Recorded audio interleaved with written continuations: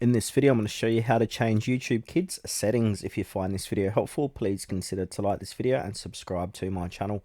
In saying that, let's just jump straight into the video. Okay, so I'm going to take it back to the start here. So first step, open up YouTube Kids, sign into your account. Alright, so what we first need to do is go ahead and get a parent to unlock. So click on get started. Now skip through here, and now we need to select our account to sign in. Alright, so this app is ready, so I'm going to go ahead and open up my profile or my app. I'm just going to change the way this looks on my screen.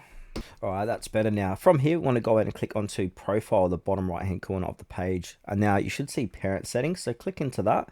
And now from here, we need to do a quiz. So we need to enter the correct answer. So this is going to be a maths quiz. So go ahead and enter the answer, click next, and now we should be inside settings. Now from here, go ahead and choose the profile you want to manage. So I'm inside, for this demonstration, this profile. Now we can change the content settings, so we can approve content only. We can edit settings inside of here. So we can review content settings, use selections, impacts the type of videos available. So you can change from preschool, younger, older, or approve content yourself.